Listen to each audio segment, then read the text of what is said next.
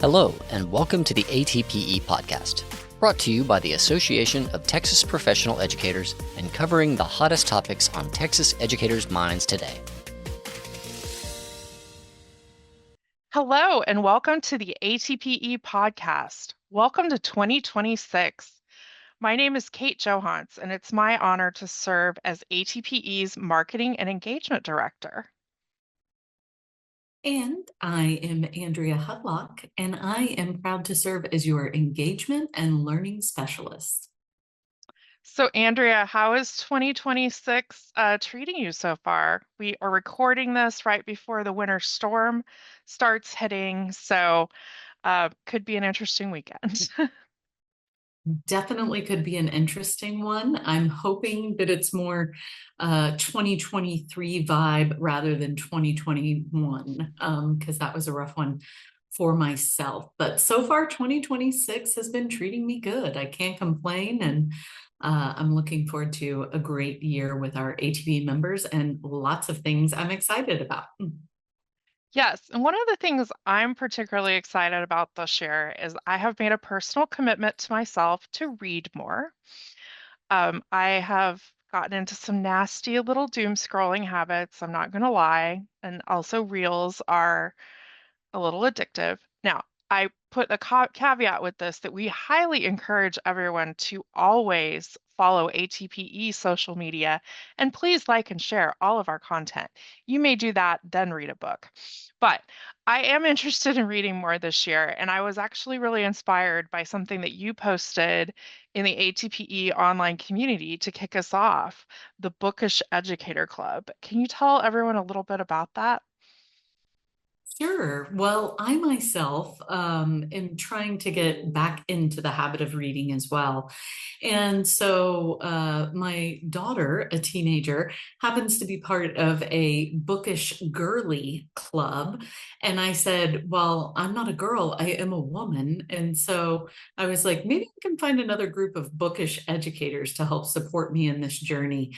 As I'm scrolling or looking at others, I see all of these things like embroidering um, some sort of image on your sweatshirt every time you finish a book, and all of these things, which just seem like really overwhelming or consuming, honestly. And so I'm like, how can I get back into reading just for the joy of reading, but kind of holding myself accountable? And so these are a lot of low level challenges, right? No, have to finish this number of pages by said date in order to participate in the conversation.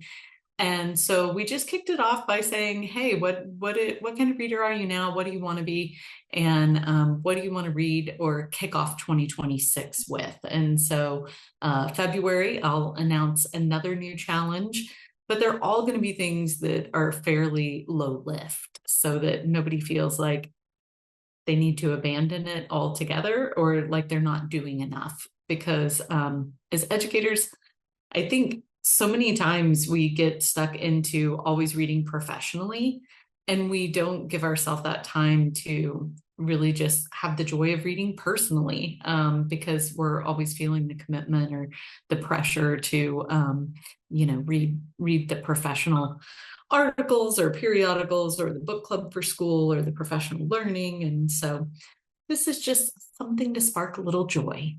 Yes, and it can be a lot. There's a lot of reading. Sometimes in my role, I get to the end of the day and I'm like, I just don't know if I can deal with any more words. Um, I'm I write a lot for ATPE, so that's one reason. I do a lot of proofreading too. Um, One thing I like about this though is it really embraces all forms of reading. And this year I actually finished an audiobook that was kind of a humongous biography of Agatha Christie that was by Lucy Worlsley. And those of you who are PBS people will know her. She's the historian from Great Britain who likes to dress up in costumes. Well, she did an amazing biography of Agatha Christie. It has inspired me to read more Agatha Christie mysteries.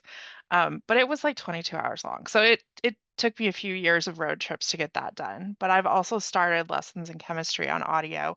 So I'm embracing audio as a multitasking tool, as well as picking up some physical books. One thing I posted in this month's Bookish Educator Club thread was the Texas State Library and Archives Commission has actually started an America 250 reading challenge in honor of our country's 250th anniversary this summer, the signing and adoption of the Declaration of Independence.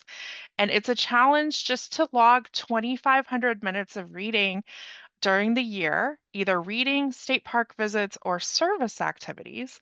And that actually equates to only 41.6 hours, which is not really that much in the grand scheme of things. And they have some cool resources, including a reading log map that you can color. Your students might really love that. They call it the reading trail.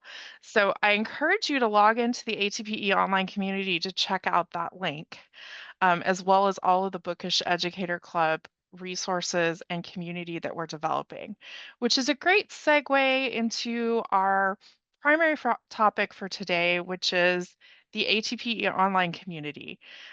Today, we're not really going to talk about how to use the community. There's lots of places to find out about that, but we really want to talk about why to use the community. And Andrea, I know that you have spent a lot of time in your role as the primary overall administrator of the community thinking about the community. And so I was just, can you kind of tell us a little bit about, some of your plans and ideas and really what you see this member benefit coming to be? Yeah, so the ATP online community was something that I was really excited about when I came to ATPE, because for me personally, as an educator, I find it's very easy to, in the day-to-day logistics, become siloed. You're very focused just on your work and your classroom and getting through those days and weeks and turns into years. And sometimes you have that team to collaborate with, but sometimes you don't. And we have so many of our members who are working in rural areas or that I've connected with that are saying, I just wish I had somebody else to bounce ideas off of that teaches exactly what I do. Or I wish I had another way to connect and kind of problem solve, on the go. And so in the ATP online community, there's really an opportunity for it to grow into whatever our members want to get out of it. So there's an opportunity for people to come in and help moderate or make suggestions for really specific communities, ones that may cater, only to special education teachers in elementary or only to, reading and language teachers who are working on early literacy implementation. So, there's so many opportunities for it. But, for me personally, for so many of us, it's a distant memory or something, we've pushed aside or way back and don't want to remember if we were there during that time. But really the collective online community that I was able to connect with during COVID is really what got me through that transition to virtual learning, because I was really on the cusp. I was targeted by my district after schools closed after spring break to do online virtual learning in the summer. So I was really, kind of siloed. There was a few of us teachers, and that was a real opportunity to connect, collaborate, and lighten the load. And I think, always if there's an opportunity to lighten the load for educators and meet their needs, that it's one we should take advantage of. Well, and I think it's interesting you talk about COVID and, I think we all kind of shudder, but I was actually looking the other day through some photos from 2020 and I found some screenshots. One was a Zoom that really early in 2020, a group of people that lived in my college dormitory, we got together. I hadn't seen some of those people for 20 years.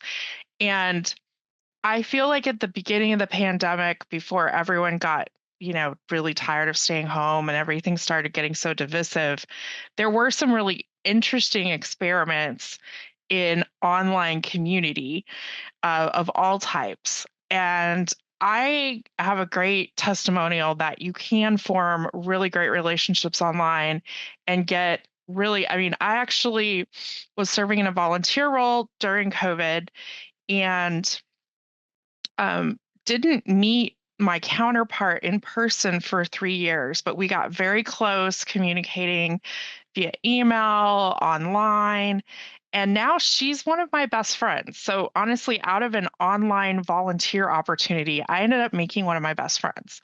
So I think that there's so much potential for a communications tool like the ATPE online community for mentorship and connections, whether you're looking for like some of the things you were describing, Andrea, with different types of educators, whether by content area or situation, or for our ATPE volunteer leaders. I think we've also set up communities for them to share ideas and swap stories. So I just really encourage everyone to log in and check it out. It's a little daunting at first. I'm more of a lurker, I admit.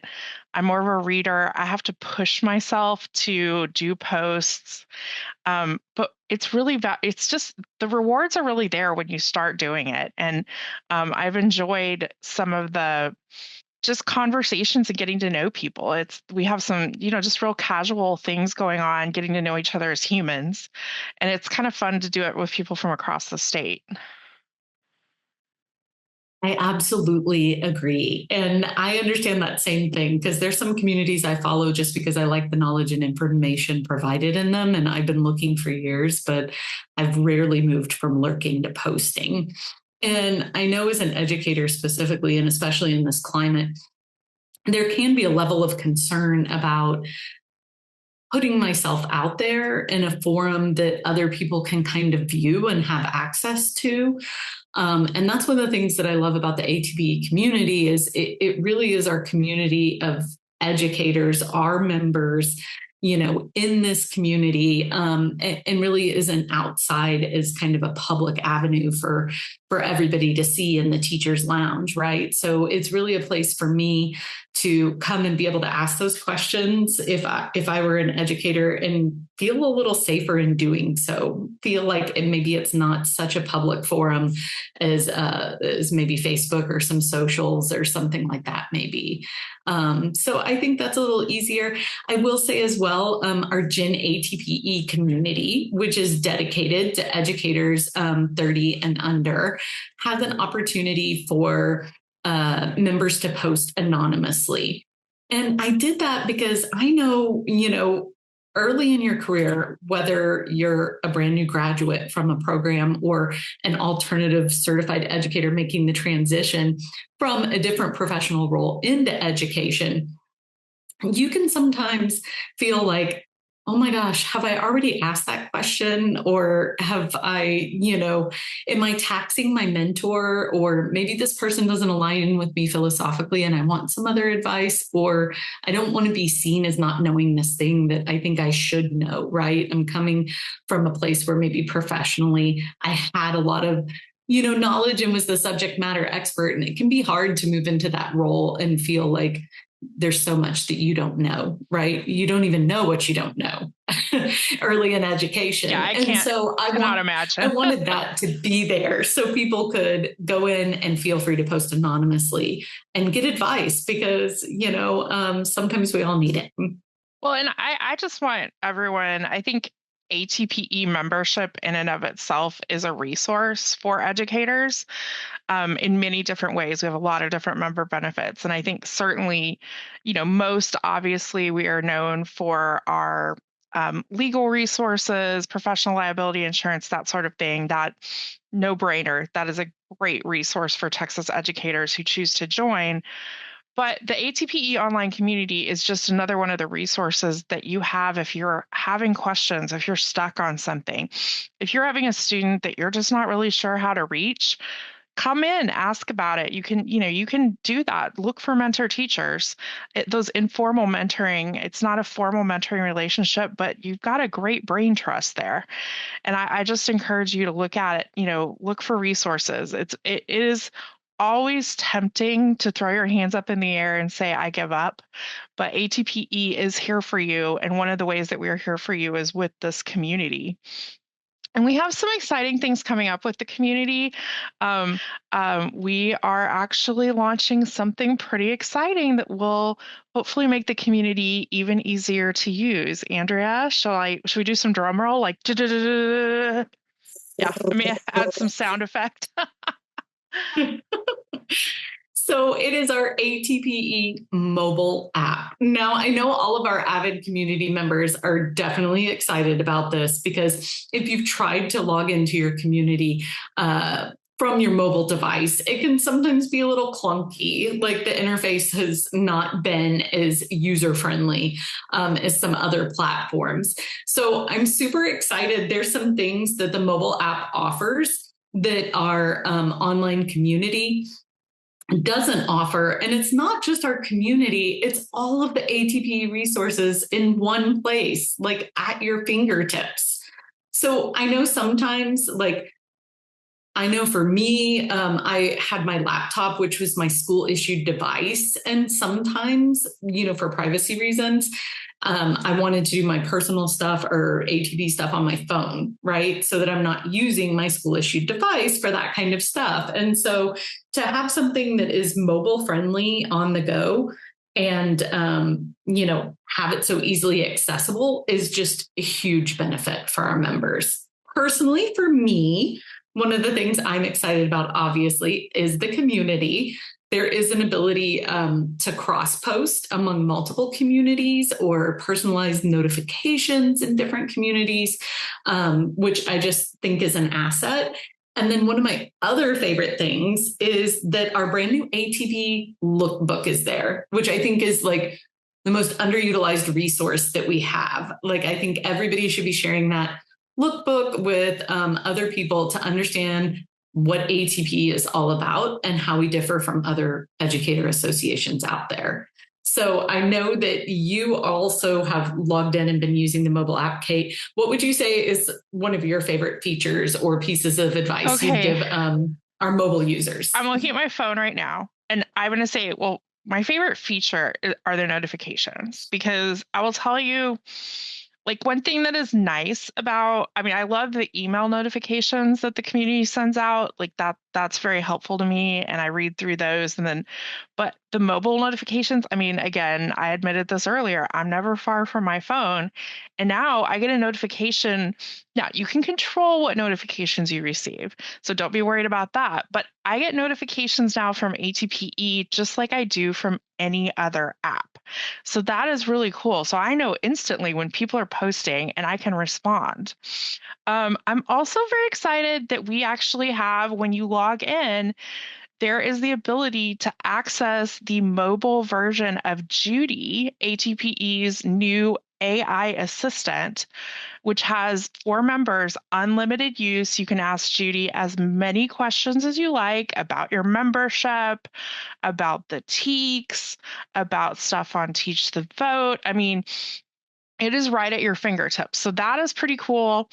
And then I'll also say that the other thing I really love, and this is something our members have been asking about for years, is all of the member discount info, how members can access all the hundreds of dollars of savings available to us, because I too am an ATPE member, public education supporter. That is all in the app. So again, we're all on our phones way too much. We're not, no judgment zone here. We may as well be using the ATPE app. So I think all of that is very exciting. We will continue adding things and resources. And, like I said, I'm just super excited about that. You can go to it's available for iOS and Android devices. So go to your app store of choice, download it. It is a free app.